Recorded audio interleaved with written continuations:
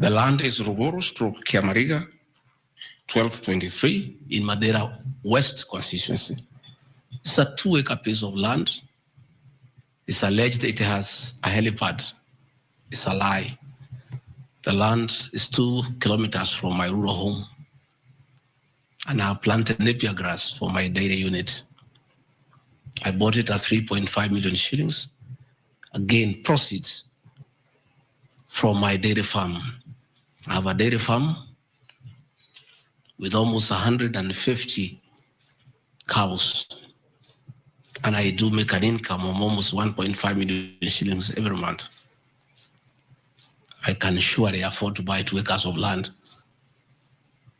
And I take this opportunity to thank my brothers from the Kalenjin community for that dairy farm.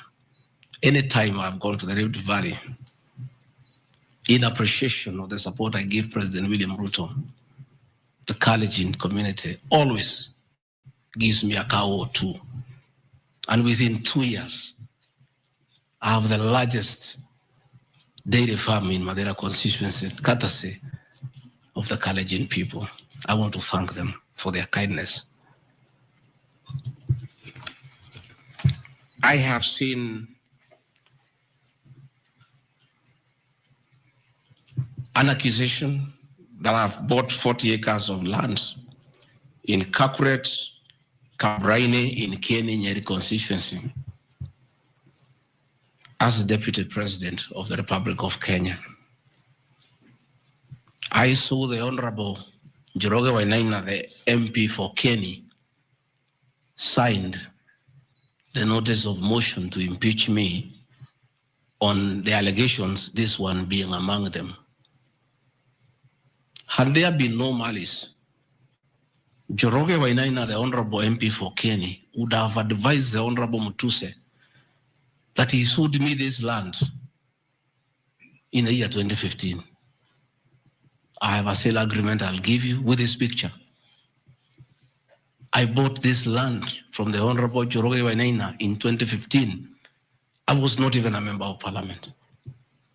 Yet he has appended his signature that I should be impeached and go home for having corruptly bought 40 acres of land in Kakuret. In fact, the land is not 40 acres, actually 35. The allegation is that it's 40 acres, but that land is 35 acres. The people of Kakuret know it. I bought it from the Honorable MP for Kenny, and had he read this motion, I'm sure you would not have signed it. But as you all know, there was a lot of coercion. There was a lot of intimidation. And I'm sorry that I'm told the Honorable Inaina is admitted in hospital because of threats, coercion. He's being forced to hang a brother against his will and his conscience. These are the lies that Mutuse brought to the National Assembly, and asking the people of Kenya to get rid of the Deputy President of the Republic of Kenya based on lies. I have seen another ridiculous allegation that the Honorable Gachagua'S, Deputy President of the Republic of Kenya, has since becoming Deputy President, acquired 80 acres of land in Meru. That is false. What is true is that the Deputy President is a member of Solution Circle Limited in Meru. And for those who do not know, the Deputy President is half Meru, half Kikuyu. His mother, the late mother, Kirigo Gachagua, was born in Meru in a place called Katheri, and thereafter settled in Kiberesha. Deputy President Rigathi Gachagua sometimes is a lonely man. His father is dead, his mother is dead. His brother, Derito Gachagua, the governor, died of pancreatic cancer. His brother, Dr. Fred Washida Gachagua, died because of alcohol. His other brother, Jackson Rian, died because of alcohol. His sisters are married. So when he goes home, many times he's lonely. And he decided to look for some land in Meru where he can go and build a house and be among his relatives, his mother's relatives.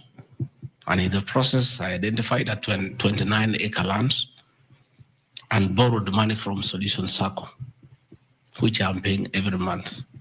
We'll give you documents to show you that this is 29 acres, not 8 acres, that I have bought from a loan that I have taken as a member of Solution Circle in Meru, the land of my mother, and which I call home. I have seen an allegation that I have a dairy farm in Nyandarua. I don't have a single animal in Nyandarua. I have some little land in a place called Shamata, but I'm yet to do anything about it. I think I just mentioned it to one of the member of parliament for that area called Gachagua'S that I would like to start a dairy farm. And I think in those rumors in parliament, the Honorable Mutuse went ahead to say that I own a dairy farm in Nyandarua. I own no such farm today, but God willing, because of the good climate in Daragwa, in Shamata, one day, God willing, I'll have a huge dairy farm. I have seen companies listed just to create an impression that Rigathi Gachagua is doing business. I want the people of Kenya to know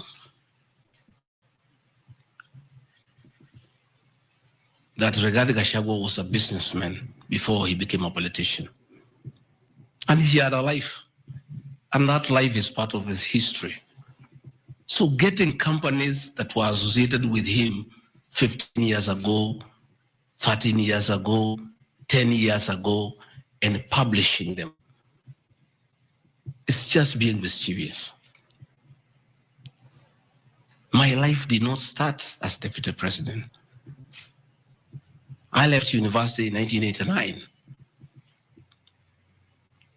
and served the public for 15 years. Up to the year 2002, I left for the private sector for another 15 years. In those 15 years, I was a very astute businessman. And luckily for me, maybe of you who are not that lucky, it was during the Kibaki era when things were working. The economy was strong, business environment was right, and there was room to make money. And I made money that time. Those are old companies, and they are not trading. And when I became deputy president, a few companies that own properties, I transferred to my children, and I told them to continue doing business and not to do business with the government because I don't want conflict of interest. I want to confirm to the people of Kenya tonight that no company owned by my children has ever done business with the government, and I'm demanding for proof from the Honorable Mutuse or anybody else linking the Rigathi Gachagua family with business deals with the Kenya government. I agreed with my children that they do business with the private sector, do farming, and run the family business that I bequeathed them. These companies are all listed. And just for clarity, because I don't think they are worth a reply, because there's nothing about them.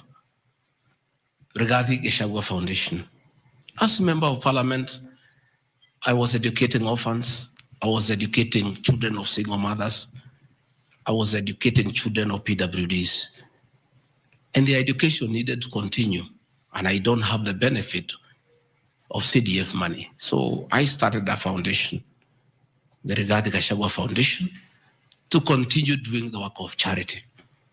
I have seen my foundation here. The Honorable Mutuse has not said what crime the Deputy President has done by having a foundation that is non-profit making. For the purposes of clarity, I'll give you the bank statement for this foundation. I've only received a total of 12 million shillings from well-wishers, which have educated children, have educated students at Pwani University, and other vulnerable people. Gachagua'S regarding Gachagua'S Foundation is just an attempt to bring my family into mud. Every Kenyan knows the work Gachagua'S has done in this country for the boy child. She has opened clinics for addicted children, and she gets a lot of money in her foundation. Since a decision was made that the government will not fund the office of the spouse of the deputy president, Kenyans of goodwill flock to her every day with cash donations, with material donations, for her to continue with a very good program she's doing of rehabilitating children in Kilifi, in Mombasa, in Nyandarua, in Laikipia, in Nairobi, and her work is well documented. I am yet to see from the mover of this motion what crime the Gachagua'S Foundation has done. There is no allegation, there is no evidence, there is nothing. Against the Gachagua'S Foundation, there is nothing. Spiritway Limited is a company registered by Gachagua'S Rigathi that does work with the church ministries. This ministry has not traded, does not even have a bank account. It's some strong women of God who have come together to create a company around their issues to preach the gospel. The mover of this motion has not indicated at all what crime this company has committed, other than dragging the name of my wife into mud in the National Assembly. Calvary Creed International Limited, as the name suggests, is a company founded by my wife in 2015, long before I became a deputy president. Again, on evangelism and activities to do with the Church of Christ. I have not seen a single allegation against this company. Mothers of the Lord Limited. Again, this is a company incorporated by my wife, Pastor Gachagua'S, in 2021 with our friends. It has never traded. It does not even have a bank account. The Anani Collective. This is a business name registered by my son, Dr. Keith Rigathi, in 2021 before I came into office. And I've asked him, and he has told me the ideas he had, they have not yet come to fruition. So the company is dormant. I am yet to see a single allegation against this company by this young man. GradPass Apartments Limited is a company that the executors of the late Gachagua'S put together to manage Langata View Apartments. The late Gachagua'S left 80 apartments for his children in Langata and asked us to sell and distribute the proceeds to the wives, the children, and the brothers in a formula that he gave. In a family meeting that I chaired, we agreed as a family that we should not sell the flats. We should share them so that everybody can be getting a rental income. In that formula, because of the shares he gave to me, I have 10 flats. His daughter has 10, his wife has 5, another one has 2, another has 1. So we did put this company together called Grand Bypass Apartments Limited. This is a company that will be managing those flats on behalf of the beneficiaries of the estate of the late Gachagua'S. Again, this company has been put here by the Honorable Mutuse as a company that is involved in corruption. A company set to manage flats belonging to a dead good man who had foresight to think about the future of his children. And in his death, he is being haunted on nonsensical allegations simply because a decision has been made that Gachagua'S is no longer useful to this administration. He is a spent cartridge. His work was to help fight Uhuru Kenyatta and get President William Ruto to power. And thereafter, he is of no use. So he should be dispensed with, and somebody else can be appointed against the will of the Kenyan people. That is the viciousness that we are even fighting the dead. How cruel can we be? How insensitive can we be? What is this power thing? That you even fight the dead for you to entrench yourself in power and get rid of your perceived political enemies. I appeal to the people of Kenya to have respect for the dead, if nothing else. People may have money, they may have power, they may have everything, but they must remember that it is very respectful to respect the dead. Please stop haunting my late brother. Don't put him on trial. He committed no crime by working hard and leaving an inheritance for his children and entrusting his brother, Gachagua'S, to look after that property.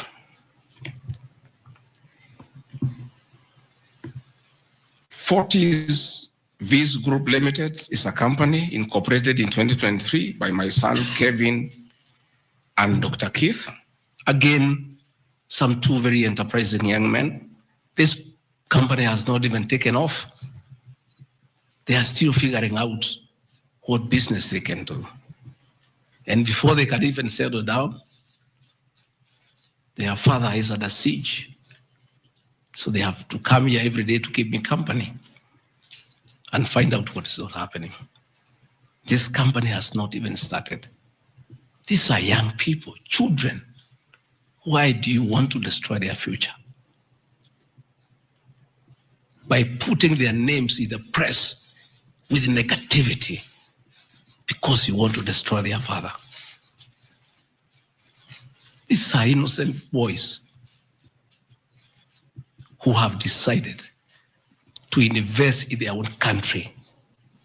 Why do you want to destroy them? You can destroy Gachagua'S, fair enough, he has led for 59 years. But these boys, 130 years, why do you want to destroy them? Pioneer Medical Company Group, I founded this company in the year 2008. It has not done business for the last 10 years. Why are you bringing it to Parliament? Rido Furniture Mart Limited, I founded this company with my wife, Pastor Dorcas, in the year 1999. We used to sell furniture at the roundabout at Bomas on your way to Rongai. And we built this company from scratch. And it's been in existence for years. And when we stopped trading with it, we put up apartments in Koroi, in Rongai, called Rido Plaza, that are managed by this company. We collect rent. We have, I think, 40, 50 flats there, and pay tax every month. What wrong has Rido Furniture Mart done? Rido Plaza was constructed in 2012, 10 years before Gachagua'S became deputy president. Even if you want to kill his men and make sure he's totally destroyed, why don't you pursue him for the 2 years he has been in office? Why do you want to go back 20 years before he became deputy president, and criminalize his enterprise and his hard work? But Kenya Limited is a company, again, I founded in 2009. Many years before I even went to parliament. It has not done business for the last 15 years. Not a single shred of evidence that this company has done wrong. It's not there. Morani Manufacturers Limited. It's a company that is founded by a character from our village and sold some shares to my wife and my children and interested them in manufacturing feeds for pigs and for chicken. It never even took off. This company has never traded in government. It has not done any business. It is actually dormant. I'm told the account has only 132,000 shillings. And you want to say the Deputy President of the Republic of Kenya, a man elected by 7.2 million Kenya shillings, because his wife and children have some shares in a company that has 132,000 shillings. Surely. Delta Merchants Limited is a company I founded in 2009 during the Kibaki era. It has not done business for 15 years. We demand that you say what this company has done.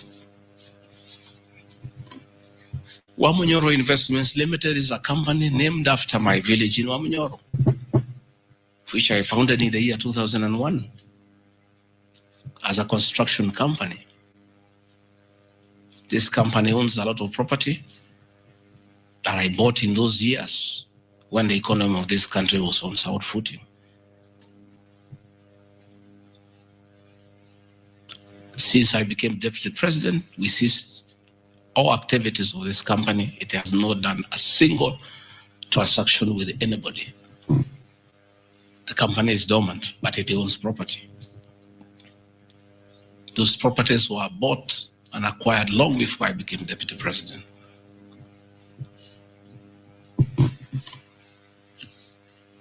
Cosmea Venture Limited is a company that was incorporated in 2018 before I became deputy president by my sons.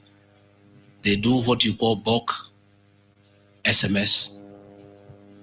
I used to give them work when I was member of parliament to send messages to my constituents.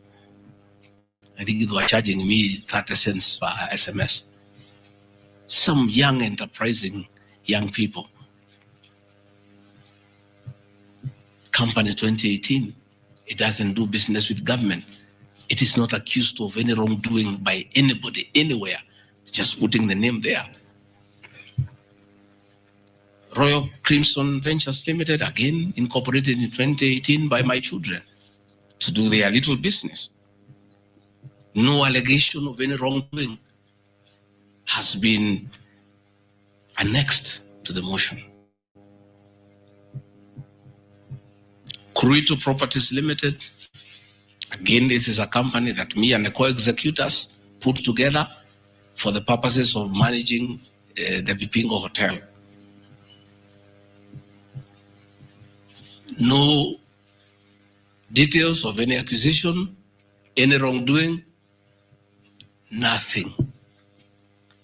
Crystal Kenya Limited, this company I founded in 2009.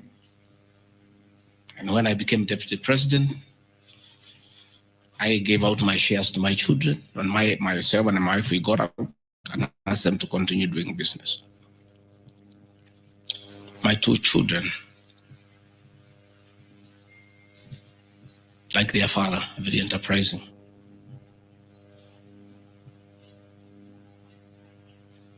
Nyeri County, where I come from, we were hit badly by COVID, and all our hotels shut down. Hundreds of jobs were lost. Many people who were supplying to those hotels shut down. The two most important hotels in Nyeri is the Outspan Hotel and the Treetops Hotel, and they are always run together. The Outspan Hotel was for sale, and my children were interested, and I encouraged them.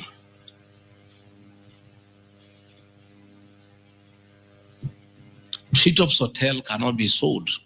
It belongs to Gachagua'S. It's a government hotel.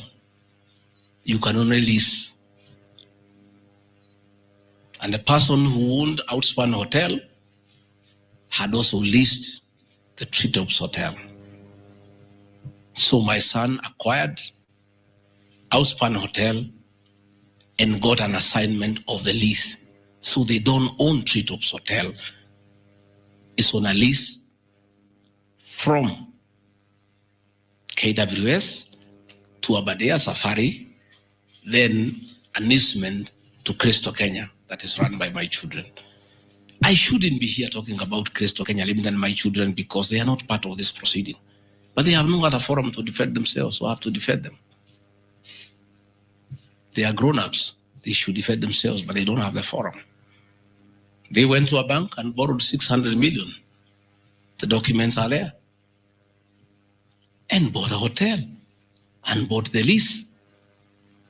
And I publicly announced that my family has acquired the 2 hotels because there was nothing to hide.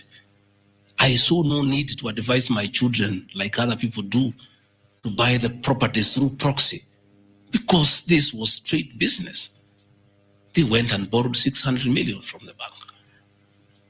And they were given 1-year moratorium, which is not over, to do the renovations and all that and open the facility. But I want to thank my son, Dr. Keith Regadi. He worked very hard. That I think last month or so, I was at the Treetops with the British High Commissioner to open the Treetops. The Treetops is so important to the people of Nyeri and the Aberdare ecosystem. It is in the Treetops Hotel that Princess Elizabeth slept as a princess and woke up as a queen. And when that facility was shut down, it was very devastating to the people of Nyeri and the Aberdare ecosystem. So when the people of Nyeri heard that the son of the deputy president is interested in leasing that facility from Gachagua'S and reopen it, there was joy and jubilation in the Aberdares. Since this hotel opened, 45 Kenyans are back to work. The mama and mboga we talked about during our campaign are supplying vegetables to that hotel. The local butchers are supplying meat to that hotel. The traditional Moboko dancers come every weekend to entertain the tourists and get some payment. The tourism circuit of the Aberdare is back because of these 2 young men who are now being demonized as crooks, as criminals, who should not invest in their own motherland because they are the sons of the deputy president. The deputy president of the Republic of Kenya spends a lot of time in one of his functions that he has been given by the president to coordinate development partners and look for investors. Why should the deputy president go to look for foreign investors when his own children can invest at home? Children of many other people I know hide their money in Dubai and Cayman Islands. They don't want to invest here. What crime have the children of the deputy president of the Republic of Kenya committed by borrowing money from a bank to buy a hotel and spur tourism, create employment, and spur business within the local environment? These boys are so demoralized, asking me, Dad, why didn't you advise us that it's a crime to be your children? That we have no life of our own? That we shouldn't invest in our own country? And if we dare to invest, we should do it at our proxy so that we conceal our identity. Are we criminals by virtue of being your children? That's a question my children are asking me.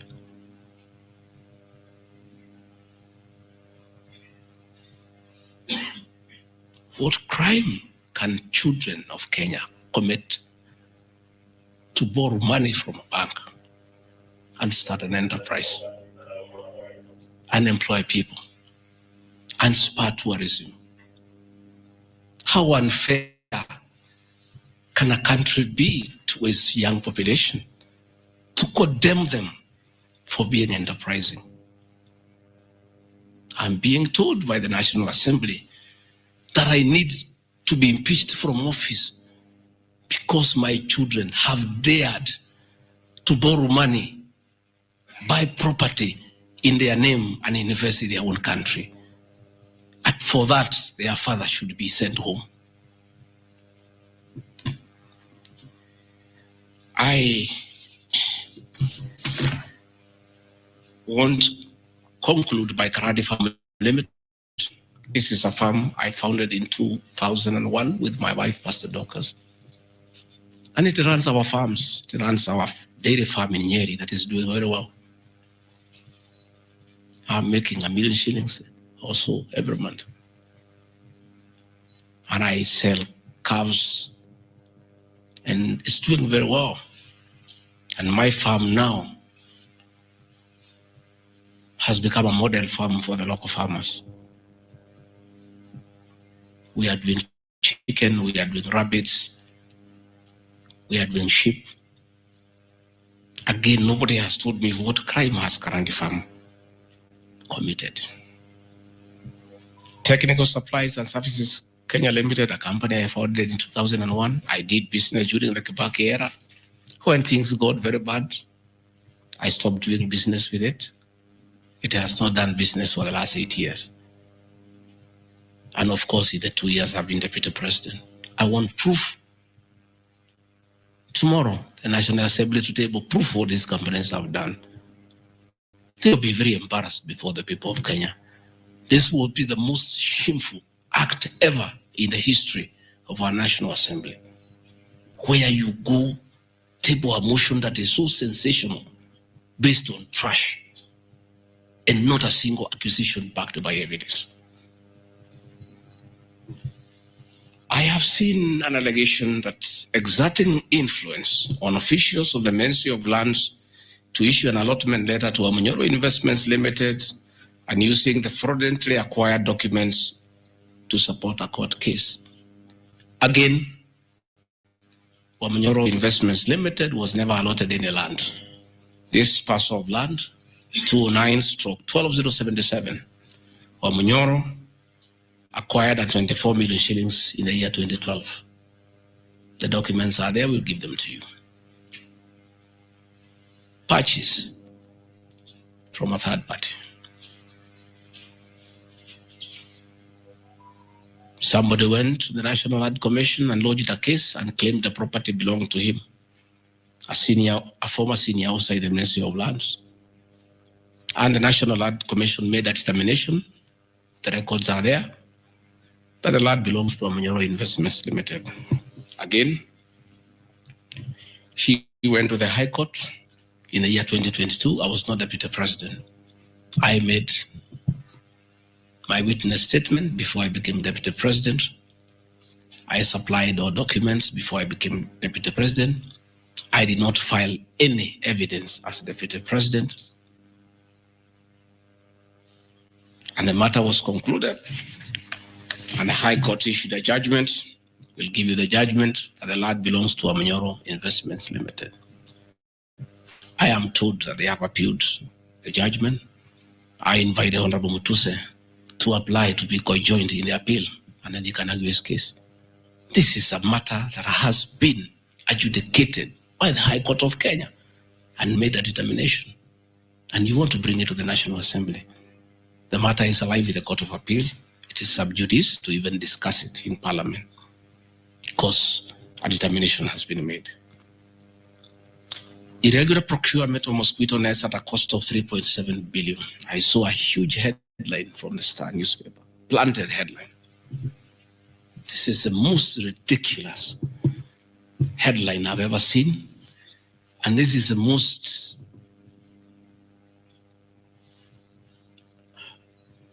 I lack a proper one, and I don't want to speak in Kikuyu.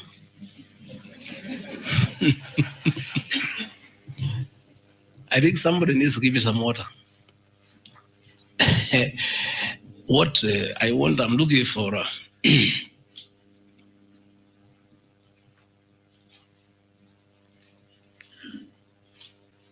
I have seen that allegation. I want to respond as follows. One,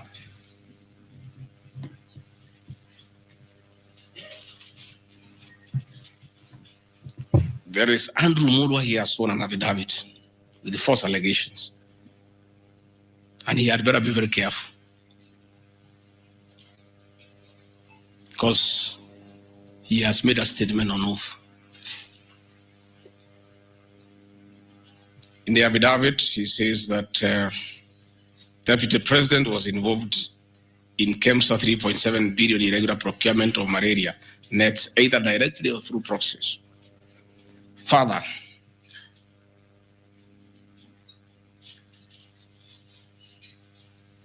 Shobika Impex Limited is an international company,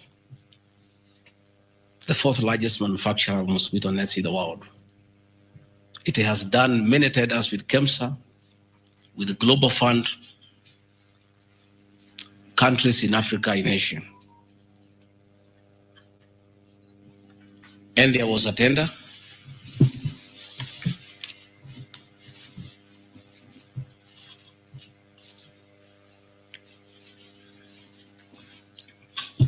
There was a tender funded by Global Fund through KEMSA, and it was an international tender for manufacturers. The company owned by my son Christo Kenya Limited are not manufacturers, and they did not participate in any way in the tender. In any way. What happened is that in the year 2014, 8 years before I became Deputy President, Shobika Impex Limited appointed Christo Kenya as their local agent, whose work is to do their errands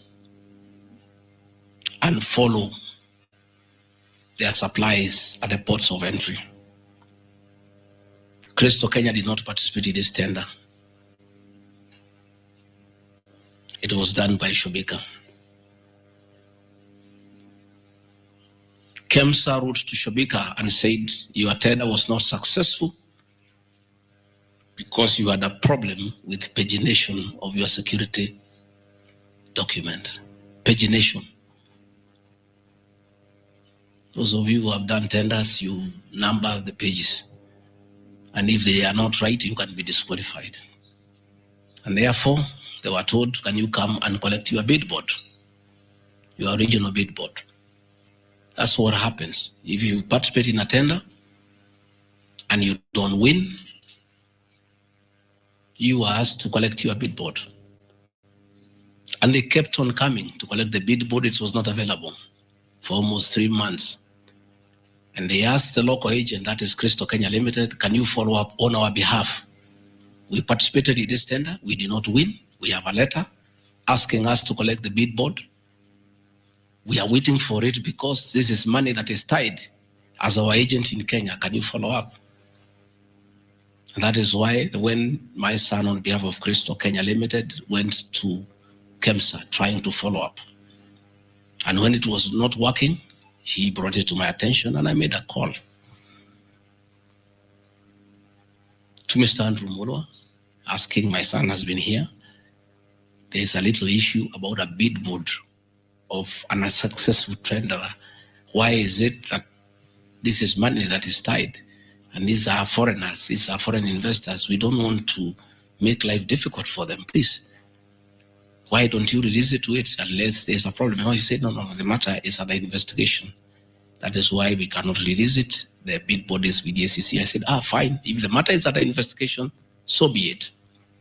Right along, the investigations were over.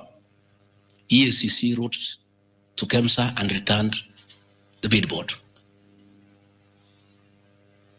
KEMSA in return wrote to Shobika and returned the bid board. End of story. Shobika did not win the tender. They were not awarded the contract to supply the nets. No nets were supplied by Shobika. No public funds were lost.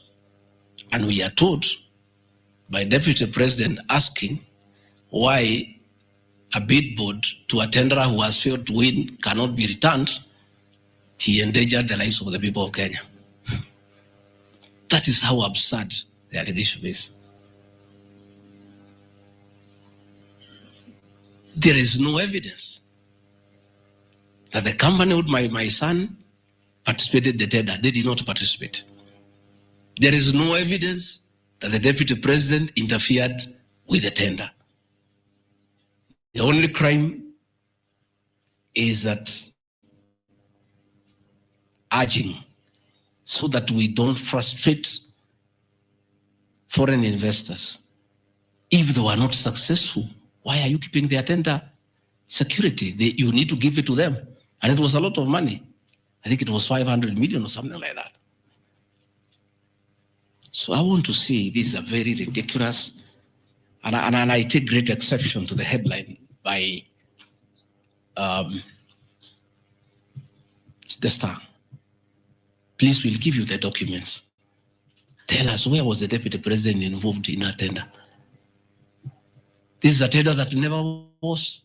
And for the record, to show that this tender had no problem, after the investigations, during the investigations, the CEO, Terry Ramathani, was suspended to allow investigations as it should be. And Mulwa became the CEO. Mulwa was not there during the tendering. He came after the tender had been annulled. And now he was dealing with the aftermath of the annulment of the tender, that is returning the bid boards, sending document to ACC. After investigations by ACC and the Senate were concluded, Terry Ramadhani was appointed by President William Ruto as the Deputy High Commissioner to India. That tells you, because when those appointments are made, the head of public service writes to ACC, DCI on issues of integrity. Terry cleared, which means there was no scandal. And again, and most important, no public funds were lost, no nets were supplied.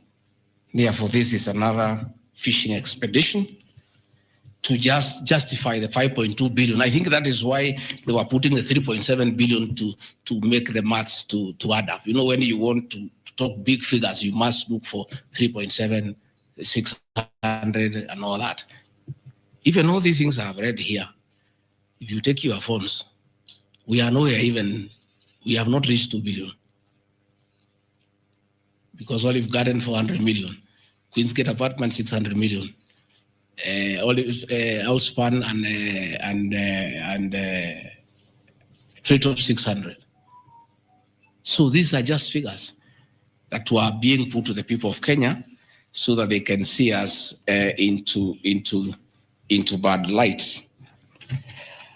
Unnecessary and expensive renovation at the official residence in Karen and Mombasa. How Mutusen knew is unnecessary, I don't know. He has never been here. You guys were here before.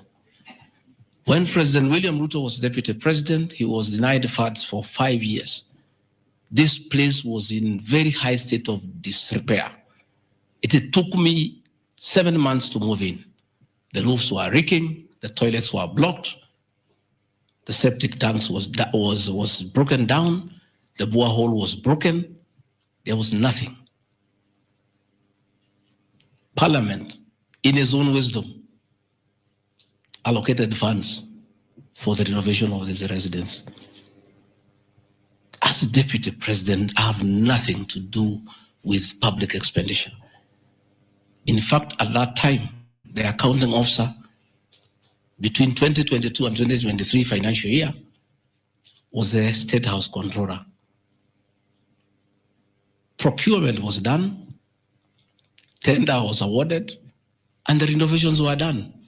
As and you can see the place looks good. There was need to dignify the office of the Deputy President because he has a function of coordinating development partners. Ambassadors and high commissioners and all sorts of international visitors are always here. So to dignify the office of the Deputy President, the residents needed to be in the right standard, and that is not my decision, and I have nothing to do with it. As for the contractor who was awarded the job, I don't know him, and I don't need to know him. I have no business. Where he transferred his money, I would not know. I have no access to his account.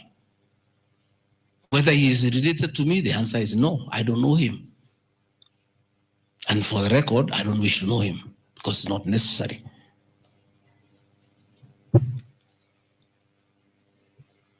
Government expenditure is audited every year by the Auditor General.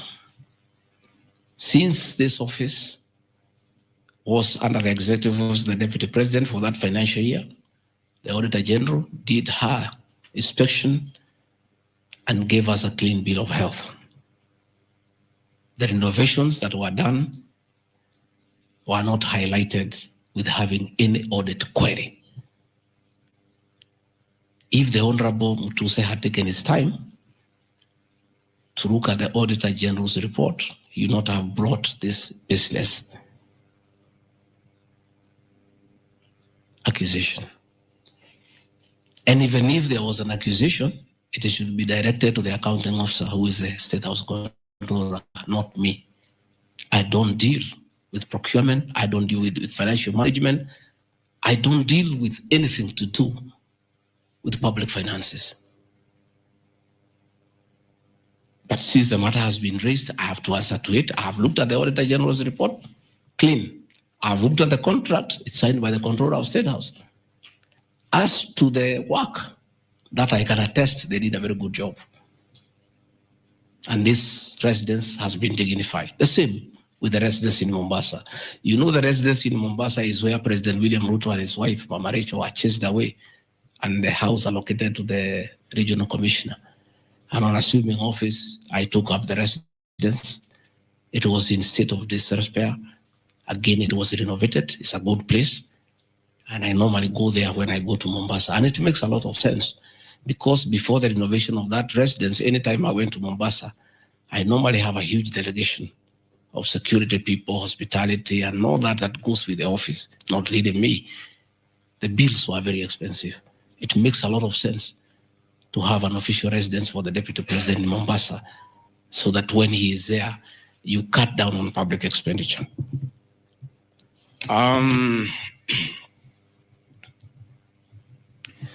Dubiously acquiring a substantial portion of sum of 100 million paid to Lusona Events Limited. Again, that's another ridiculous acquisition from the north. This is people who give services here for events. We have many meetings. You are coming here for IBEC. There are tents put up here to the required standard. We have meetings here for development partners. This is a very busy residence. Most of you have been here. Again, I don't get involved in procurement. That is the work of the accounting officer and his team in public finance management. As to the person who does that work, I don't know he or she, and I have no business knowing who does the work. Those are things that are not in my purview. Again,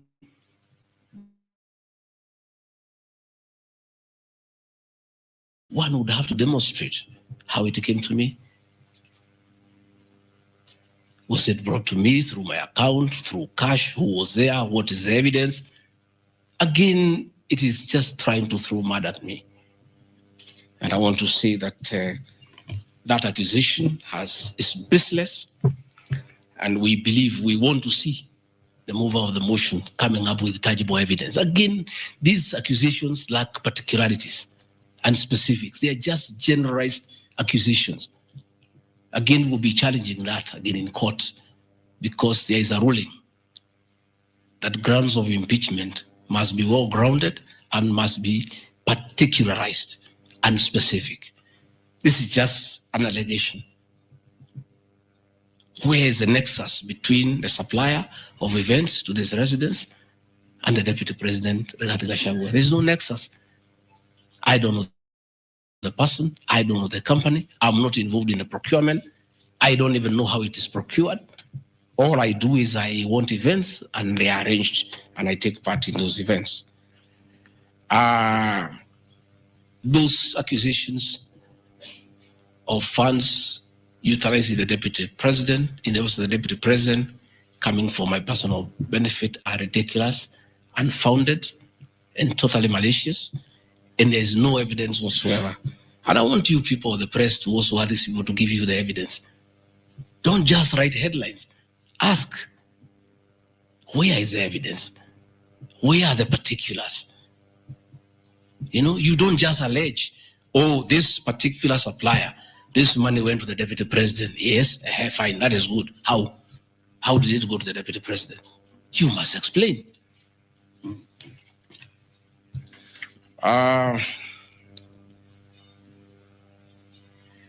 Alleged sensational but false allegations against Lady Justice Esther Maina.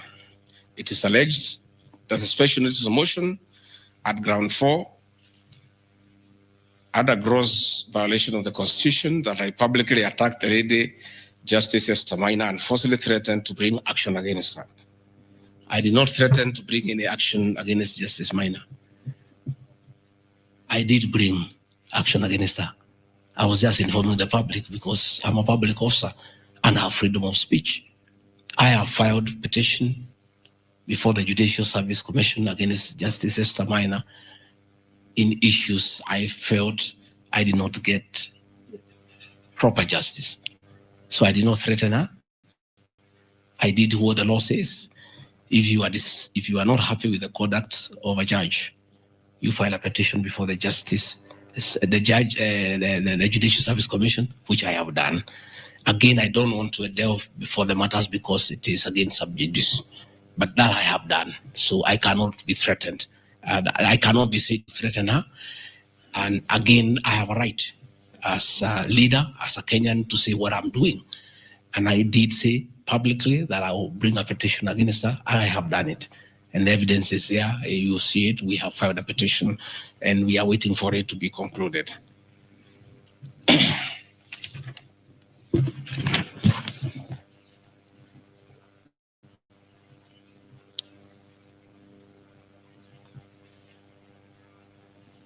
Again, I want to emphasize that my statements were protected speech consequent to a decision by the land judge in a matter involving my personal assets, which I disagree with and found to be wholly unfair. The matter having been concluded at that stage, my criticism of the decision was not sub judice, nor in any other manner prohibited by law. While I respond to the ruling of the land judge, I was in absolute disagreement with it. Contrary to the assertions, the special motion, I did not forcibly threaten to bring action against the land judge. I took legal action available to every citizen of Kenya under Article 168(2) of the Constitution, which allows any person to petition the Judicial Service Commission for the removal of any judge, and filed a legal complaint before the Judicial Service Commission in March 2024. A complaint being live before the JSC, discussion of the conduct of the land judge in the said matter here would be sub judice. Diverting materials meant for construction of Kilifi Malindi Highway to tarmac a private load to Vipingo Beach Resort. Again, I say Vipingo Beach Resort belongs to the estate of the late Governor Gachagua. The facts are as follows. King Charles III visited Kenya between 30th October 2023 and 3rd November 2024. During his state visit, one of the designated places where King Charles III was to visit was Kuritu Marine Conservancy, which shares a road with the Vipingo Beach Resort. And it's a public load, by the way, it's not a private load. I have annexed a copy of the program of the state visit to Kenya by King Charles III, marked RG, which at page 13 on items 63 and 64 shows his departure and arrival at Kuritu Marine Conservancy. As I was walking around, I slept there, I think 2-3 weeks before the arrival of the king. And as you all know, I walk every morning. And as I walked on that road, I found there was a lot of activity and tarmac was going on. I was very happy and I asked what was happening. And I was told that the king himself, the third, will be coming. So, like all other residents of that area, we are very indebted to King Charles III that this was done very speedily. Rigathi Gachagua never called anybody to do this road. In fact, I'm informed that this road is donor funded, the one to Kilifi, and there is a component of corporate social responsibility. And I have learned after I have inquired that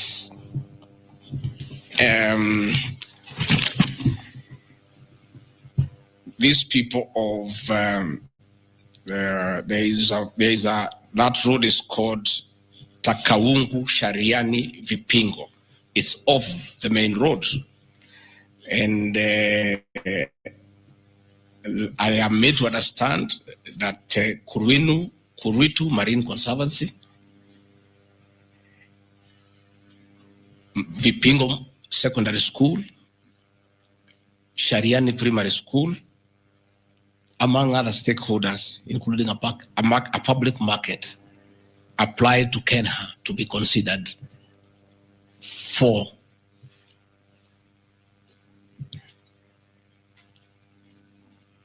corporate social responsibility. And I think the issue of the king hastened that request. And that's why I said we are grateful to the king. Again, I invite evidence to show that I influenced that road. In any case, I would like to know the member of parliament for that area, how he will vote in this motion. He should be a very happy man.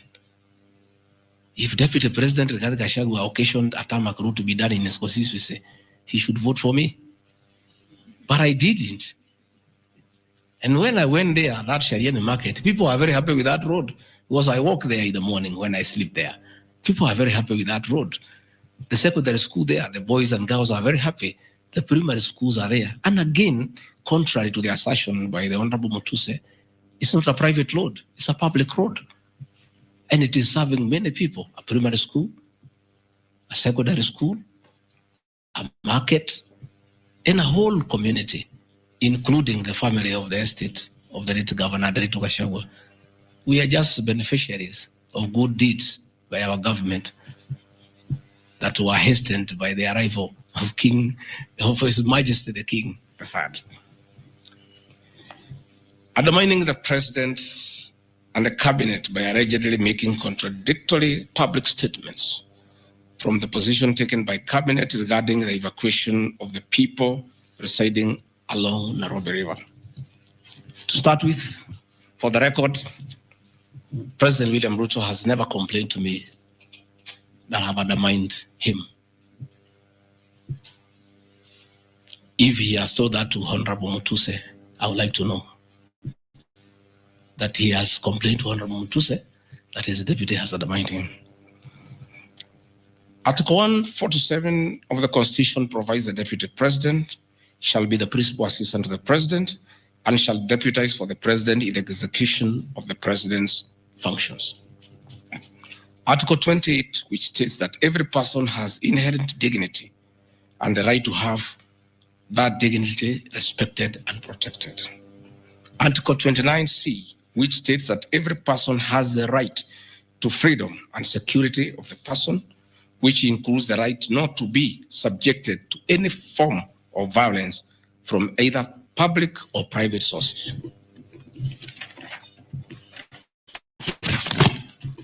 Section 152G1 of the Land Act, which states that notwithstanding any provisions to the contrary in this act or in any other written law, all eviction shall be carried out in strict accordance with the following procedures. A, be preceded by proper identification of those taking part in eviction or demolitions. B, be preceded by the presentation of the formal authorizations for the action. C, where groups of people are involved, government officials or their representatives to be present during an eviction. D, to be carried out in a manner which respects the dignity, right to life and security of those affected. included special measures to ensure effective protection to groups and people who are vulnerable, such as women, children and elderly, and persons with disabilities. F, includes special measures to ensure that there is no arbitrary deprivation of property or possessions as a result of the eviction. G, include mechanisms to protect property and possessions left behind involuntarily from destruction. H, respect the principles of necessity and proportionality during the use of force and give the affected person the first priority to demolish and salvage their property. Critically, our Constitution provides at Section 147(2) that first, the Deputy President shall perform the functions conferred by these constitutions and any other functions of the President as the President may assign. Pursuant to Article 3 of the Constitution, I, as well as every citizen of Kenya and state of public officers, have the obligation to respect, uphold, and defend the Constitution in performing any of my functions. The national values and principles of governance contained in Article 10 of the Constitution by those state organs, public officers, and all persons, including myself as the Deputy President, wherever we make or implement public policy decisions. In relation to this matter, these national values and principles include the rule of law, democracy, and participation of the people, human dignity, equity, social justice, inclusiveness, equality, human rights, non-discrimination, and protection of the marginalized. Adherence to these principles became extremely important when we, as state officers, are contemplating legal evacuation of citizens with a duty to avoid inhuman forced evictions that would be contrary to our Constitution and international law. While campaigning with the President, and subsequently when I was sworn in as Deputy President, you can remember, I promised as a key pillar to the Kenya Kwanza government that there will be no forced and unlawful evictions and that all evictions shall be human and entail legal compensation. You remember my inauguration speech. I said never again shall this administration carry out inhuman evictions in a brutal manner as was done in the previous administration. I and my office, the Deputy President, have undertaken extensive engagement with all parties in regard to the cabinet decision on eviction, which I fully support, including the Nairobi River, which is an entity under the ODP and County Government of Nairobi. Adherence to these principles become extremely important when we as state officers are contemplating legal evacuation of citizens with a duty to avoid inhuman forced evictions that would be contrary to our Constitution and international law. Guideline number 6 of the United Nations General Assembly, guidelines for the implementation of the rights to adequate housing, prohibits forced evictions, and the state should ensure that any eviction under domestic law are fully compliant with international law. The guidelines further require meaningful engagement with communities to ensure that the rights of residents are implemented cooperatively without the need for eviction procedures or police enforcement. I have supported implementation of cabinet directives on the eviction, safe for the fact that on being informed that each person residing at the Nairobi River was being evicted and paid only 10,000 shillings, which I and many other Kenyans felt inadequate compensation for eviction. I insisted that the government should abide by constitutional dictates and international norms while implementing any cabinet decision, including eviction, and maintain the dignity of citizens of Kenya facing evictions. My statements did not and cannot be construed to undermining the president, because the president, like me, sought to defend the very Constitution. I hope I'm very clear. Am I clear? I cannot, I will not oversee, supervise, forced, brutal eviction against the people of Kenya. That I will not, and I can't. President William Ruto and I on the campaign trail gave a solemn undertaking to the people of Kenya that under our administration, that will never happen. So when I was asked to oversee brutal, inhuman eviction against innocent people without notice, without compensation, without due regard to what the Constitution says, I found it very, very difficult. And I rescued myself and allowed the CS for Interior, the Head of Public Service, the PS for Internal Security to proceed. If that is the reason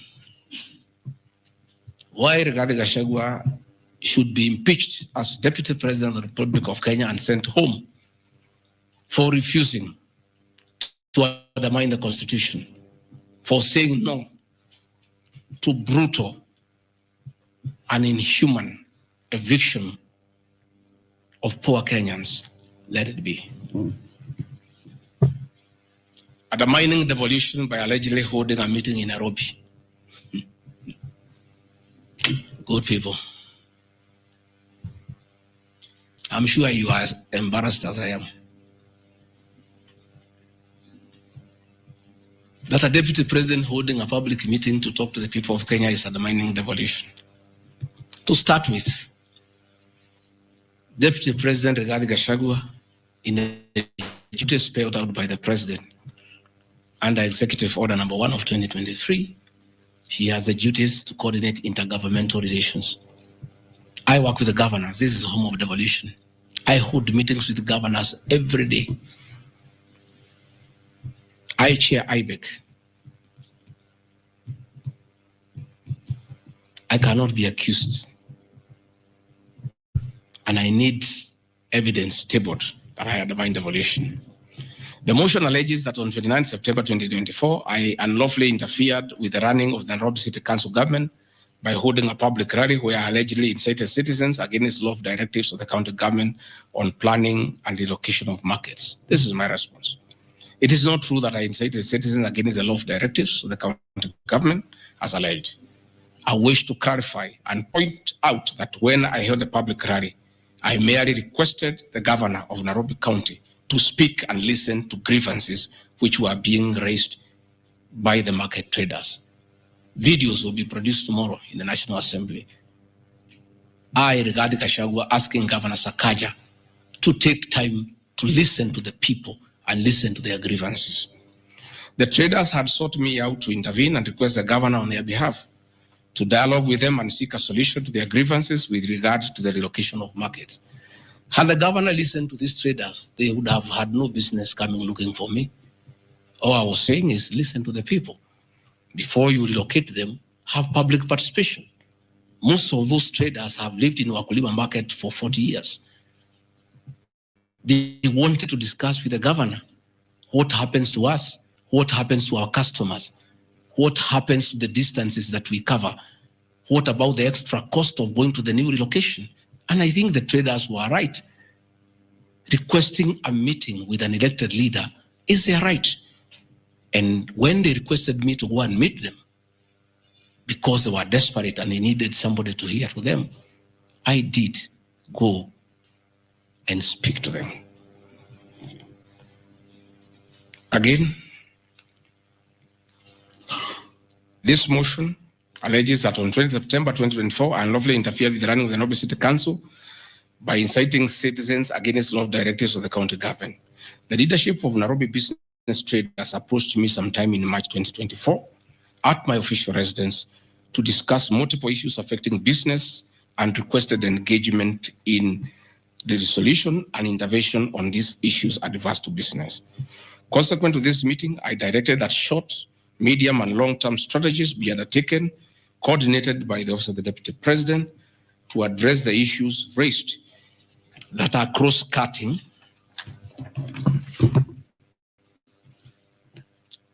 with the agencies including KRA, Kenya Post Authority, Counterfeit Authority, Kenya Bureau of Standards, the National Police Service, Kenya Copyright Board, given that devolution is under the Office of the Deputy President. I was just doing my work. On 11th April 2024, the Small Traders and Government Agencies Technical Committee, coordinated by my office, held a meeting to discuss issues raised by the small traders, including Muthurwa Market, attended by ODP staff in a supportive role in keeping with the draft framework of cooperation and engagement between government, Nairobi City County, and the Nairobi business traders. Subsequent to that meeting, a meeting on 24th April 2024 between Nairobi City Council and the Nairobi small traders and numerous others, the ODP on 22nd July 2024 invited His Excellency Johnson Sakaja, amongst other state officers, to a meeting at ODP. Officers scheduled for 22nd July 2024 to review the draft framework of the cooperation and engagement between the small traders and the government of Kenya. On 3rd September 2024, the ODP wrote to Governor Johnson Sakaja and all other stakeholders, submitting a final combined draft of the framework for review and feedback. After all the engagement between all the parties and the draft framework, Governor Sakaja decided to arbitrarily proceed with the relocation of Muthurwa Market. That gave rise to the cry by the people. Meetings had been held, a framework had been agreed on. And as an elected leader, as Deputy President, I think going to listen to people who are in anguish, who are crying, is responsible leadership. The government that President William Ruto and I lead is a listening government. And going to listen to people cannot be an impeachable crime. I would like to know how members of parliament would want to send me home for going to listen to people who are crying that they need to be listened to.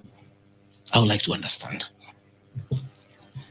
Undermining devolution by allegedly holding meetings to fight alcohol.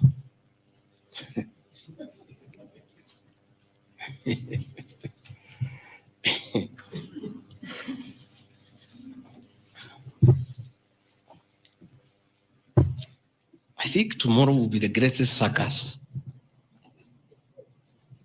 Or do I call it the theater of the absurd? That Deputy President Rigathi Gachagua,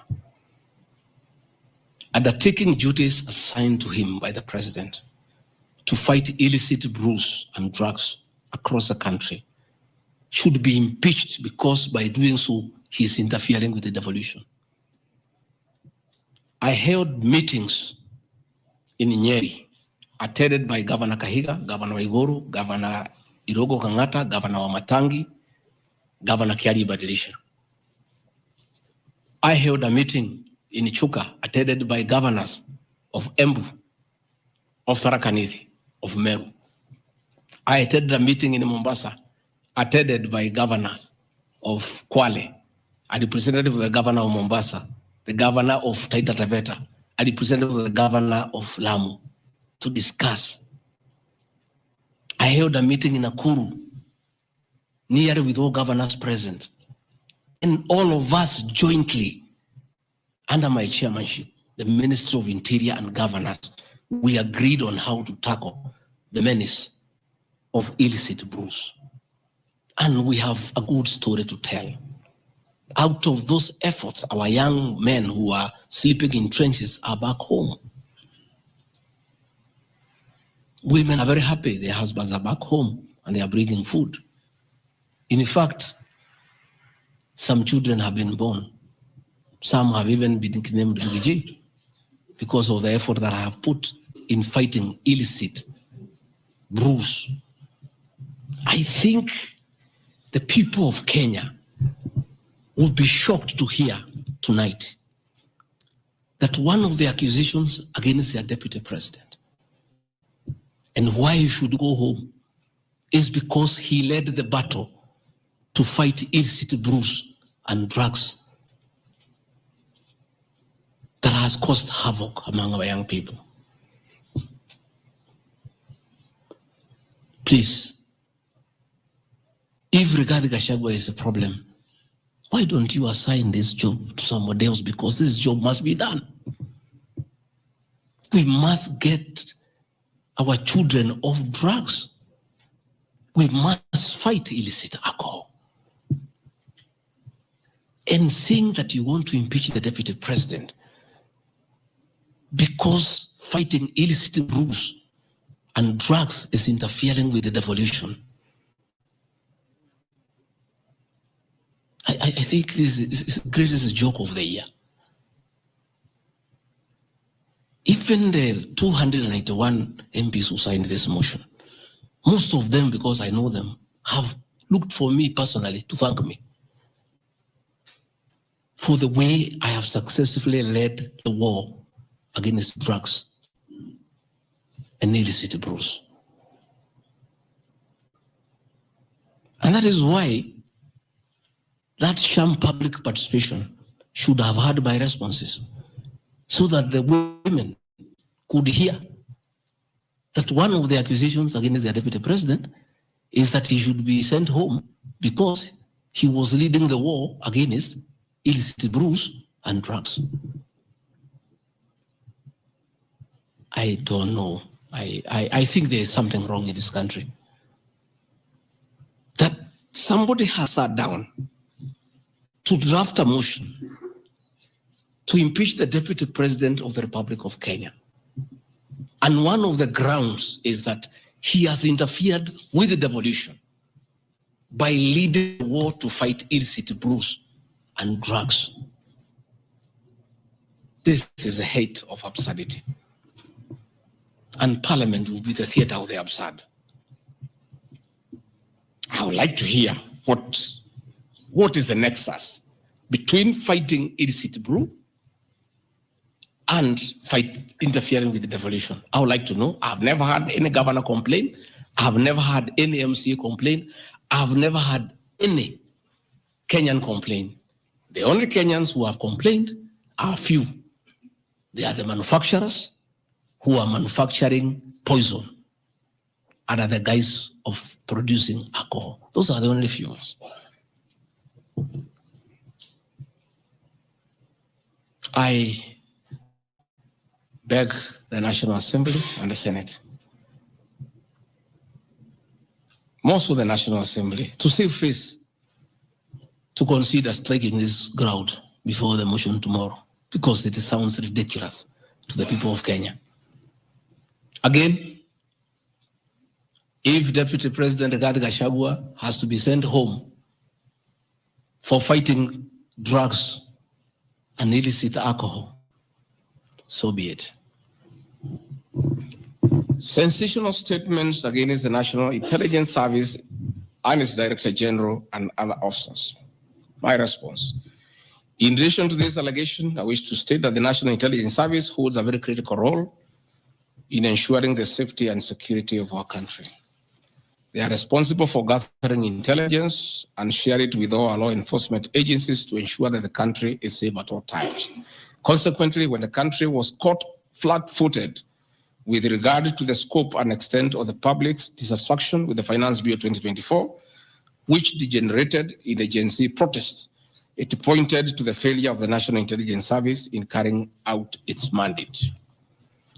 I am persuaded that the National Intelligence Service ought to have known beforehand that the public was completely opposed to the finance bill, and they ought to have briefed the president before the protests began, as this would have caused a change of tact by government regarding the proposed bill, and protest which culminated in the loss of innocent lives and destruction of property could have been avoided. Hence, I express my opinion, as this is in my public media briefing in Mombasa, and my utterances were not any different from what happens to other countries when there is lapse or failure by the intelligence agencies. Many of you will recall that after September 11th terrorist attack in the US intelligence agencies were massively criticized, and inquiry was even open to investigate why the intelligence agency was not able to detect and thwart the terror attack. Under the Constitution of Kenya, the government agencies are supposed to be accountable to the Kenyan people, including the National Intelligence Service, and calling them out when there is the delegation of duty does not amount to undermining them. In any case, the Director General of NIS is not above the law. He is a public officer. Just like the President, the Deputy President, Cabinet Ministers, he too is subject to criticism like any other public officer. In fact, I'll have videos. President William Ruto, as deputy president, at one time criticized the then Director General of the National Intelligence Service. In another video, he heavily criticized the then Inspector General of Police for underperformance. I have learned from my boss how this job is done. It's clear. It's done. I mean, nobody, the president is criticized daily. The deputy president is criticized daily. And we take no offense. The Director General of the National Intelligence Service is not above the law. He is a public officer. He is accountable to the people of Kenya. And when one feels he has underperformed, he'll be called out. Because that is the nature of the Kenyan state. And this I learned from my boss when he was deputy president.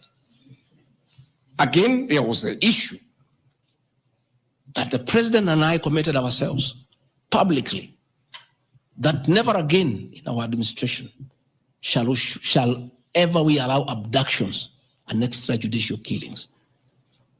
Despite the police keeping on misleading the president to say that there are no abductions, you all know, you have evidence on video that they have happened.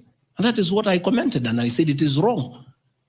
And because I'm a truthful person, I'll say what is wrong when it happens.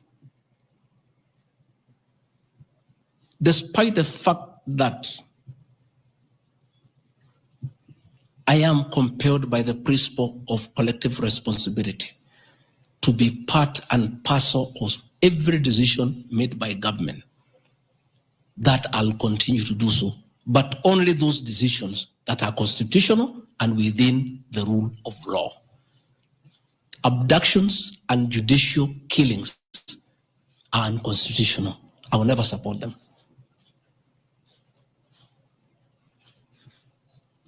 President William Ruto has been criticized left, right, and center. I have not seen him take anybody to court for criticizing him. Why is Rigathi Gachagua being impeached for calling out the Director General of the National Intelligence Service? The Deputy President is criticized daily. The judiciary is criticized daily. The media is criticized daily, including the Star, whom I've criticized today. But that is as far as it goes. And again, despite being just the Deputy President, I enjoy a constitutional right in the Bill of Rights, freedom of speech. And if the Director General of the National Intelligence Service was aggrieved, there are mechanisms of how he can take me to court and sue me for defamation. And I'll be able to argue why I said what I said. So that is not a ground for impeachment. I mean, that is curtailing liberties, the freedom of expression, the freedom to hold public officers accountable for their actions.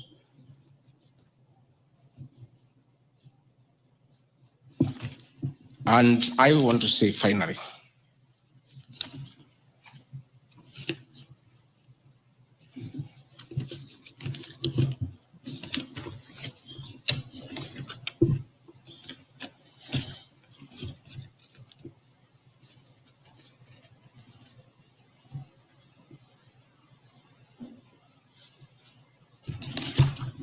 I think I've literally addressed all the grounds because I felt it's important for the people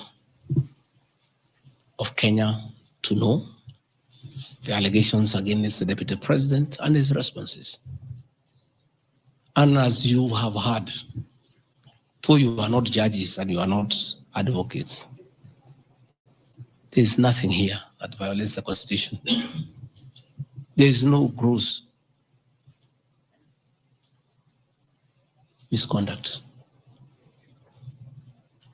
There is no crime that has been committed.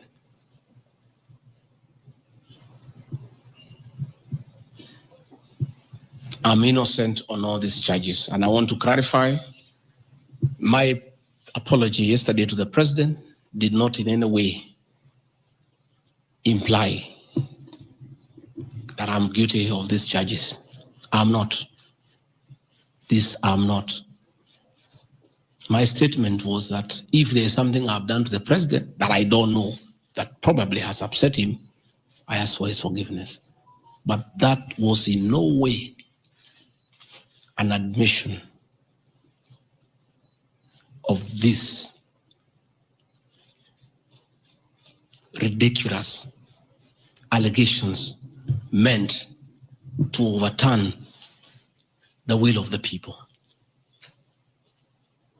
Finally, in conclusion, I want to say that overturning the will of the people is not a joke. It calls for very serious violation of the Constitution. None of these issues here meet the threshold. We'll go to Bunge tomorrow. I'll be there at 5 for 2 hours, and I'll put my case. In the unfortunate event it proceeds to the Senate, I'll be there again to prove my innocence by way of evidence.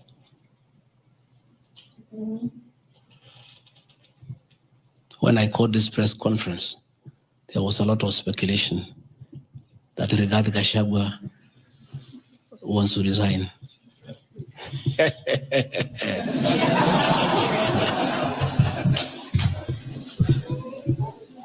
This is a man elected by 7.2 million Kenyans. How dare you suggest to him that he can do so without public participation?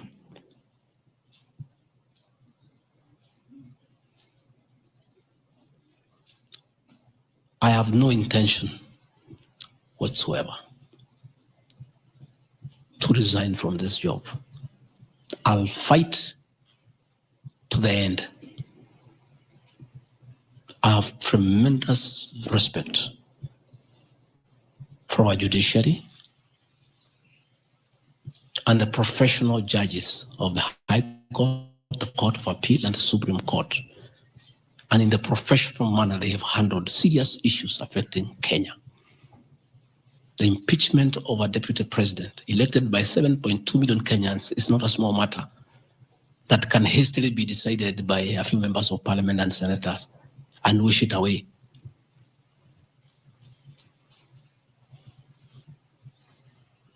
I'll submit myself to independent institutions to get justice. And I'm sure, I have no doubt in my mind that I'll get justice. And this impeachment will be thrown out. And I'll carry out my duties as deputy president. That is why anybody sending feelers to me to resign is a joker.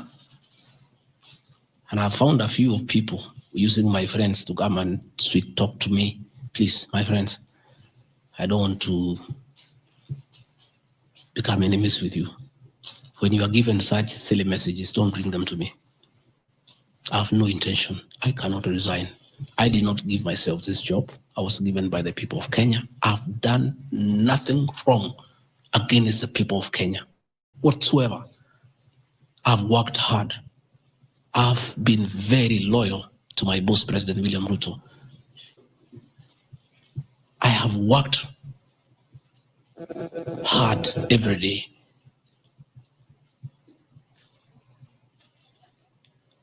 And I will not be distracted. I think there's one issue I've forgotten, one ground. The issue of the shareholding, isn't it? Even you guys can remind me if there's one issue that I have not dealt with.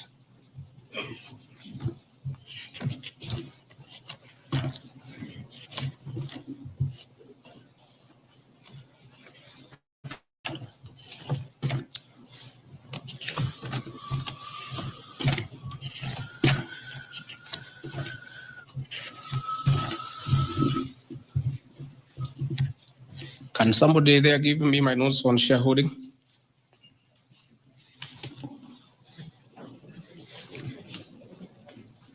Yeah, I have them here. That's okay. Yeah. This is an important one. There are several. I had not. There are a few silly ones. is one that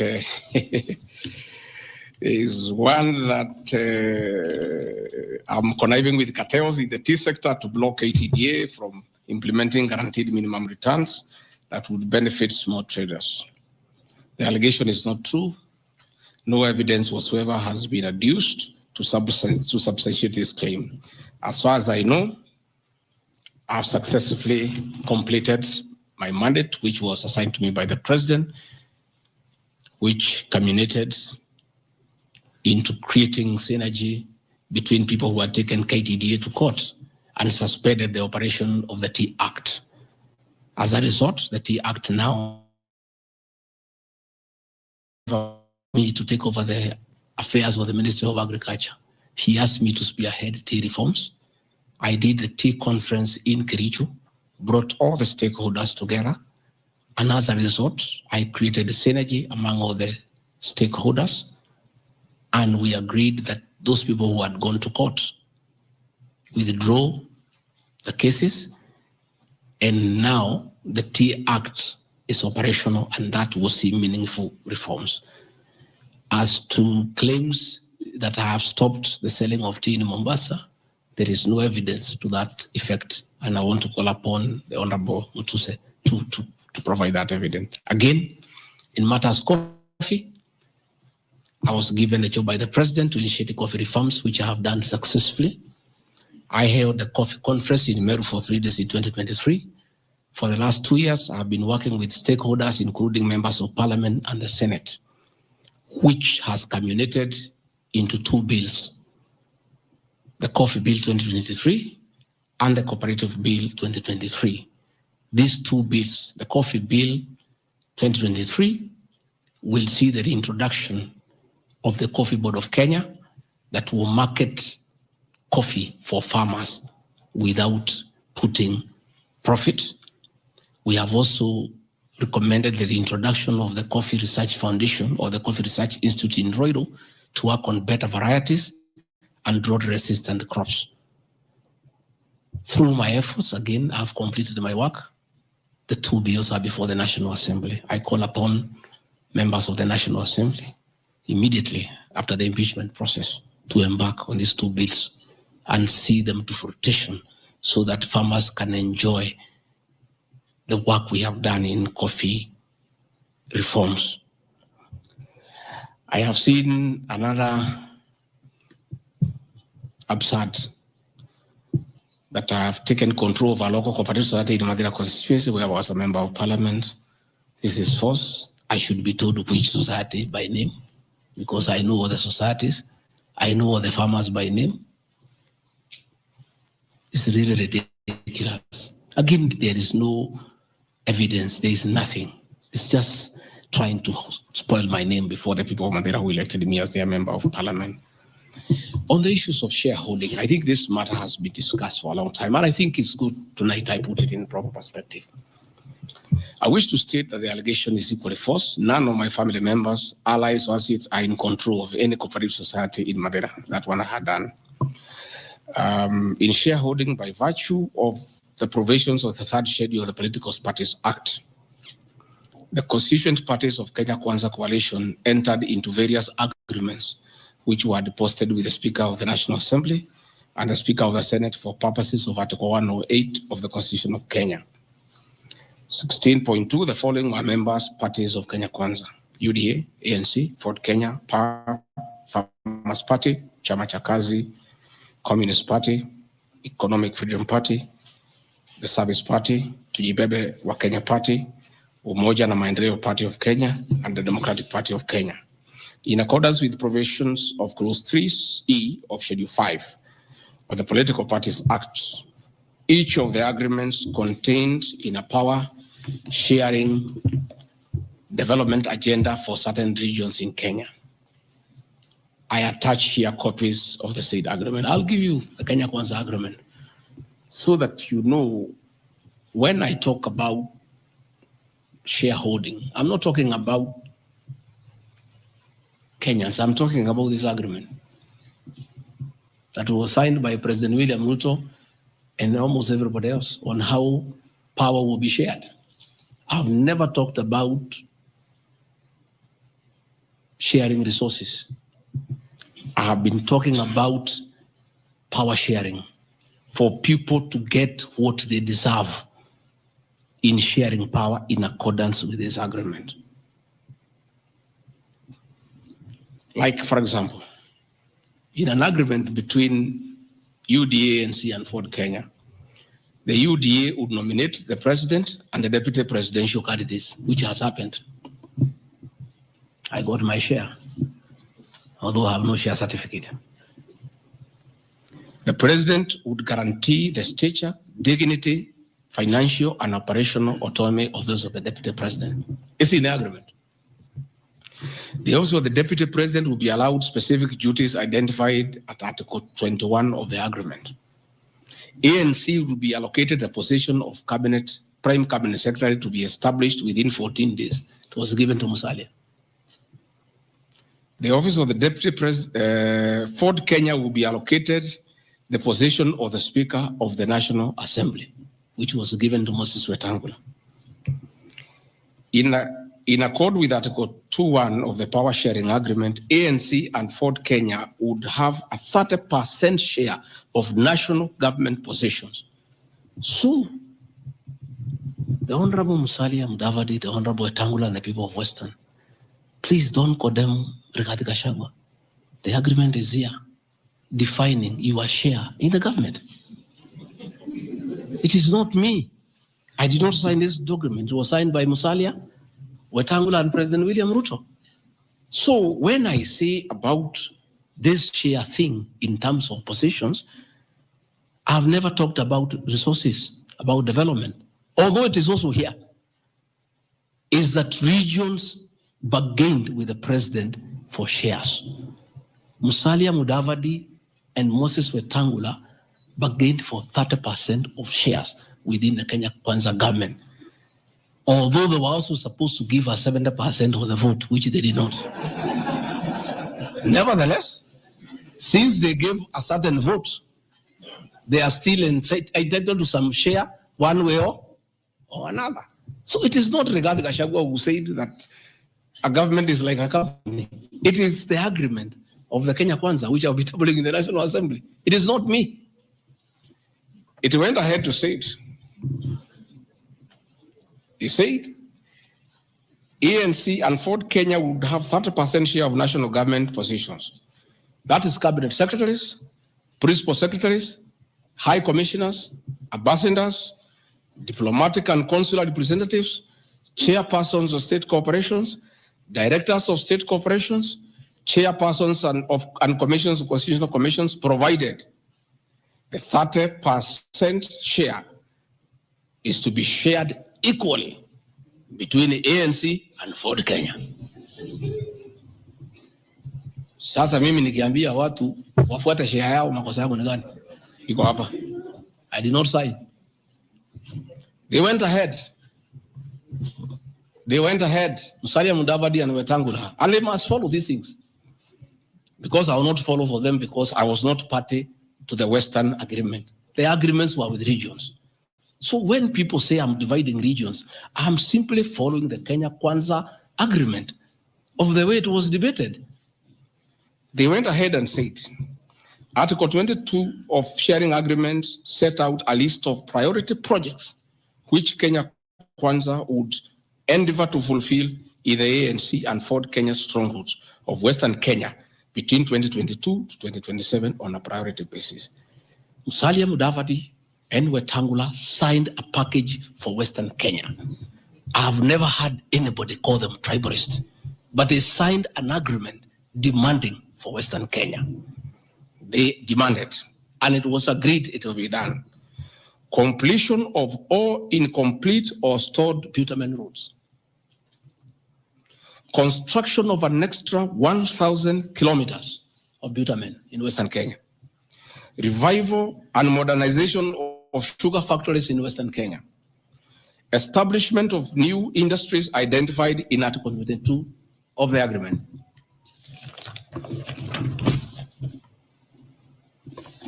Ladies and gentlemen, this is the Kenya Kwanza agreement on shareholding. What crime has Rigathi Gachagua committed to be impeached by saying what President William Ruto appended his signature to, with Musalia Mudavadi and Wetangula, who will preside over my impeachment. What crime has this man committed? The crime of this man is just being truthful, because people do not want these things to be known. That is the problem. People have a problem that I'm a truthful man. The people of Western Kenya has now known today what their leaders signed with President William Ruto. It is upon them to demand their share as per this agreement. I did not sign this agreement. I will read the people who signed. But because I was present and I'm a truthful man, I fight for the people of Western Kenya. Power sharing agreement between Kenya Kwanza and PA of Amason Kingi. I want to give 2 examples. Yeah. In accord with Article 8 of the agreement, PA would be allocated the position of the Speaker of the Senate. He negotiated for himself. Let's be truthful. You brought this motion. We'll discuss. The people of Kenya must know the truth, so that if Rigathi Gachagua is being crucified for being truthful, let the people of Kenya know why he is being crucified. How can Moses Wetangula say I should be impeached because of saying people to get their shares, when he is a signatory to a share agreement with the president on what will go to Western Kenya? And then they accuse me of tribalism. They did not say anything should go to Central or Mount Kenya. They talked about Western. When I say something for Mountain, I'm a tribalist. Kingi said, position of Speaker, you are Mepewa. Article 9A of the Power Sharing Agreement, PA would nominate the candidate for appointment of 1 principal secretary when Kenya Kwanza came to power. Amepewa. For Article 9B, the Power Sharing Agreement, Kenya Kwanza and PA would agree on what share of national government positions, cabinet secretaries, principal secretaries, high commissioners, ambassadors, diplomatic and consular representatives, chairpersons, state corporations, etc., etc. Power sharing agreement, that is the word, so that nobody should ever again in this country ever accuse me of talking of shares. It is not me. It is my boss, President William Ruto, who appended his signature with other leaders that Kenya is like a company of shares. It is not me. And he signed the agreements. Sharing Kenya is here, it's being shared. True of us? True of us. They have shared Speaker, they have shared Senate, they have shared Deputy President, they have shared the President. That's what I've been saying. And then I'm being told that I'm dividing the country along ethnic lines. I did not append this signature. I'm just being truthful. That is my crime. People want these things to be hidden so that they pretend to be nationalistic and say Rigathi Gachagua is tribal. But the people who append these signatures are the ones who should explain why they were signing things for their regions only. Yet they say they are national leaders. Power sharing agreement between the Kenya Kwanza coalition on one part and the Communist Party, nini. So, Service Party, at least I saw Chama cha Kazi. They say the party leader should get something. Moses Kuria was given something. The Service Party of Mwangi Kejori got nothing. You know? So, unajua sasa, ile shida iko Kenya hii ni ukora. And people not being truthful. The agreements are here. Like in a Communist Party, they have been making noise. They signed an agreement, they have not seen anybody. Yeah? So,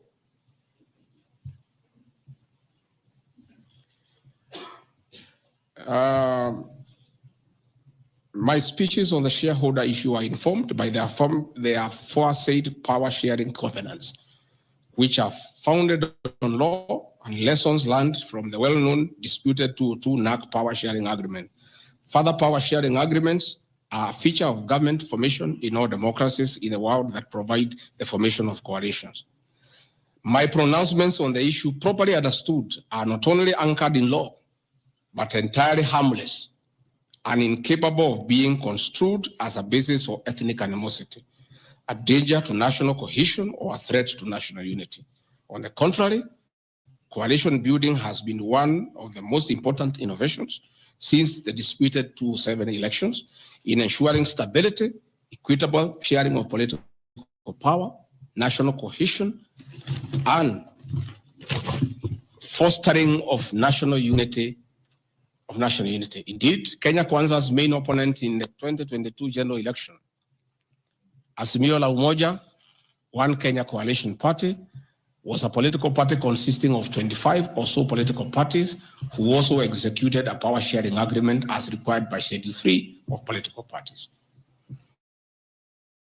However, notwithstanding of the said power sharing agreements, upon election as the Deputy President of Kenya, I went out of my way, as required by the Constitution of Kenya, to serve all Kenyans regardless of their political preferences during the election or ethnic origin. I'll produce videos or all those things. Again, my decision to embrace the broad-based government following the decision of the cabinet after the Gen Z protest is that I support coalition building. And even when the Honorable Right Odinga came, he got some shares. True or false? I mean, surely, why is Rigathi Gachagua being vilified by just being truthful? You know, it's good to be truthful. I have heard that my saying we observe this agreement is a threat to national unity. I have never been caught by the National Cohesion and Integration Committee to tell me that I have said something that can create ethnic disharmony.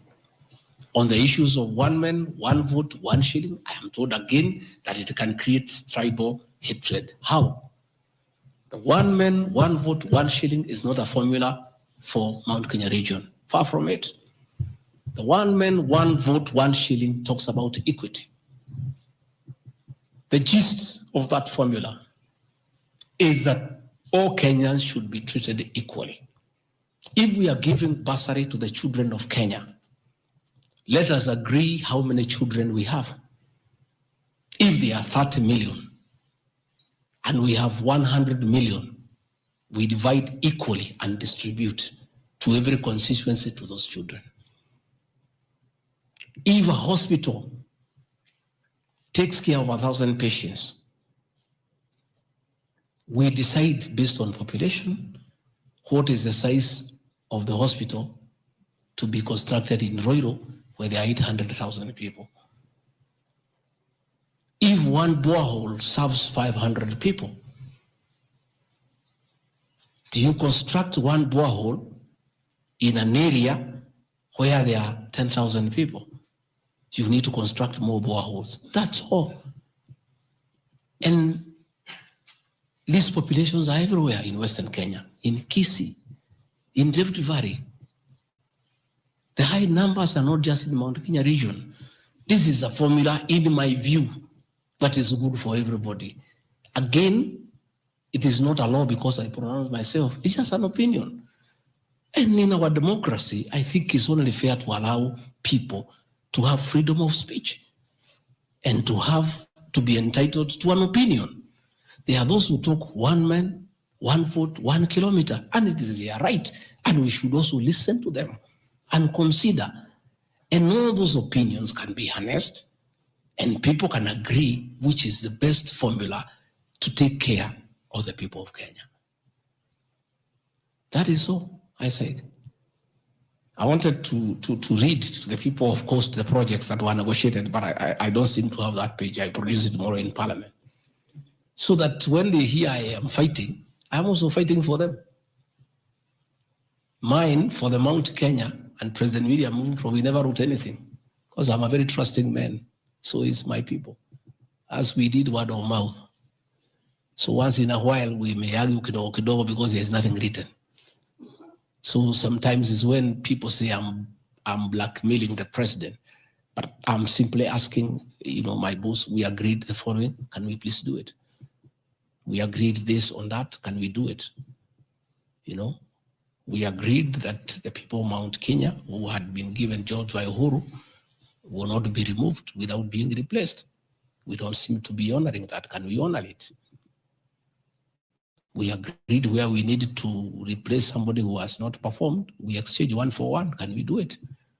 We agreed that we need to give Mau roads priority. Can we please do it? Because that is what we agreed. It's simply people being honest with each other and living true to a gentleman's agreement. That is what it is about. So I wanted to explain to the people of Kenya, I am not against any region of Kenya.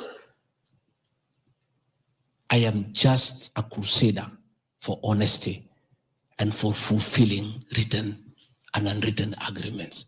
That is all I am. I say, if we agree on something, please, let's do it. If we agreed we shall do ABCD before we are elected, let's do it. If we agreed we shall not brutally evict innocent people, please, let's not do it. If we agreed that we shall create a good business environment for people to do business, please, let's not do it. If we agreed there shall be no abductions and extrajudicial killings, please, let's be true to the people of Kenya. That is all. So I want to thank every one of you. And because I've been in Parliament, I don't think it's necessary to have questions. I've been very, very clear on no issues, why I called this a press briefing.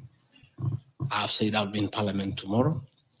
I have asked my team to try to give you all the materials so that you can also go and digest. But I think I've prosecuted my case before my employers, the people of Kenya. And I trust because the members of Parliament are also listening, they'll be fair, they'll be just, and they'll be true to their conscience and do the right thing and not hang an innocent man without evidence. I wouldn't mind being crucified if there was evidence, but there's nothing, zero. I've explained myself to the fullest. And I think you and the people of Kenya have heard me.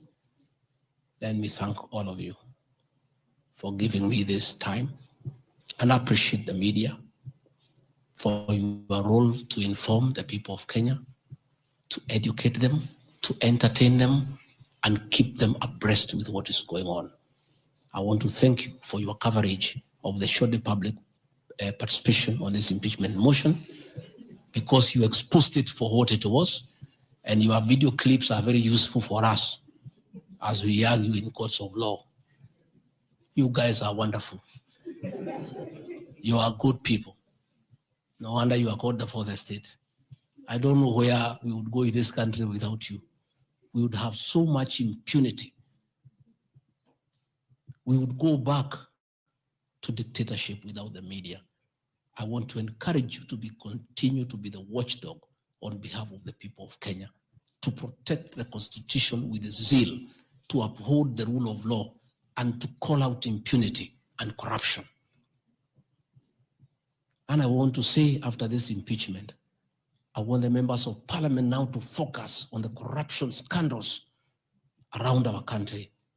The Adani scandal, the issues in public health sector, the glaring theft of public resources. That is what Parliament should consider and take time. And that is what the people of Kenya want. And I really want to thank the media for being a very responsible watchdog on behalf of the people of Kenya. Please continue writing. Where regarding Gachagua'S has gone wrong, please write. But always accord me the right of reply. Don't condemn me unheard. And I want to thank you tonight, because you have really written accusations against me. But I am also to blame because I never called you, isn't it? Now that I have called you, I want you to request you. Every accusation, put my answer. Is that not fair? Let the people of Kenya judge. You want to ask questions? Yes. But not outside this. Okay. Your Excellency, thank you. We appreciate you hosting us here. You have said a lot in the last more than nearly 2 hours, so I'll be very brief in relation to what you said. My colleague Sam Gituk hosted you here on the 20th of September, and you said a motion of such magnitude cannot head to Parliament without the sanctioning of the party at the parliamentary group level and without the go-ahead or the green lighting by the president. Has President William Ruto in effect sanctioned that motion now that it's in Parliament? Second, this is in relation to your statement on the 4th of January this year regarding High Court Judge Honorable Esther Maina you have mentioned. You said you accused her of corruption and you said you'll file a petition, but we never saw you there. You nonetheless said that you have filed a petition. Can you tell the Kenyan people when you have filed that petition? Maybe you can note. This one the same because Your Excellency, you and President William Ruto hold the ultimate office that must provide answers for the Kenyan people. You therefore are open to accountability, scrutiny, and questions. When you took your oath of office, you told the Kenyan people that the country has empty coffers, that you inherited empty coffers.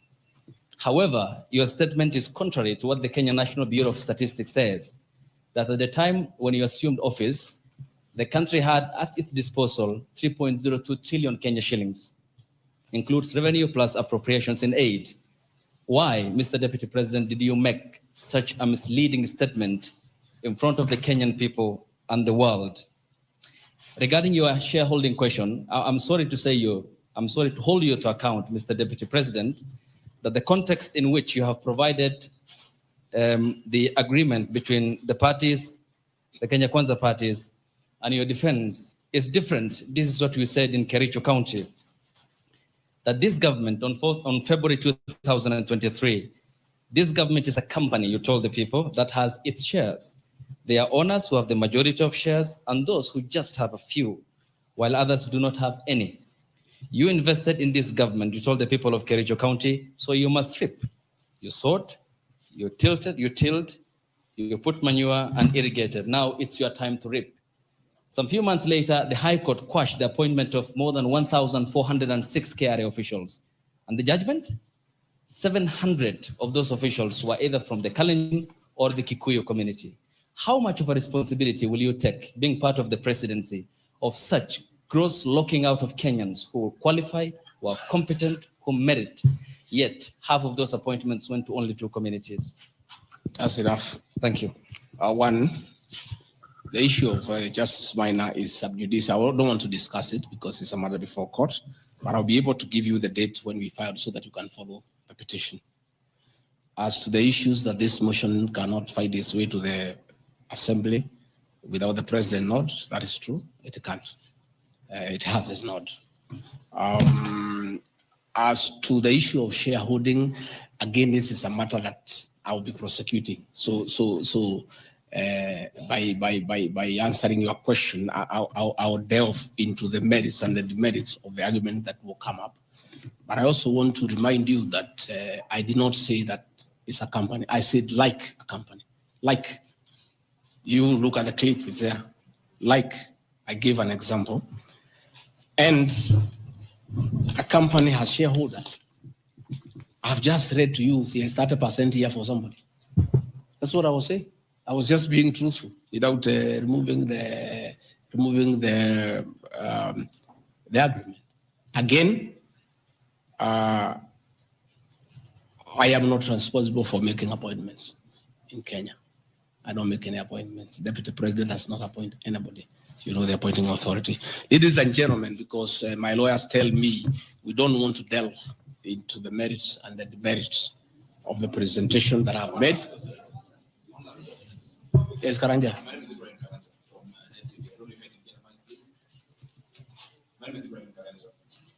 From NTV.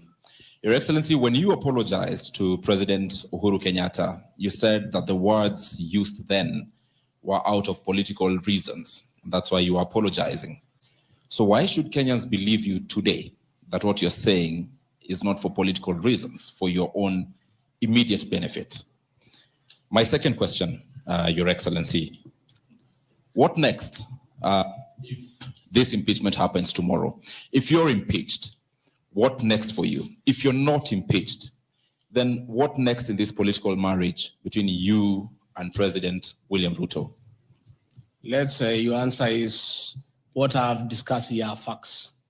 It's for the people of Kenya to look at the facts and decide whether they have the necessary veracity or not. As to what I'll do or not what I'll do, let's cross the bridge when we get there.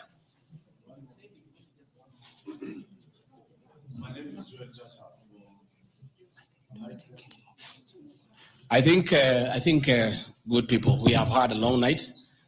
We have had a very long night, and you need to go and file your story. I want to once more thank you very much. Good people, asanteni sana, Mungu awabariki. Tutaonana kesho. Thank you.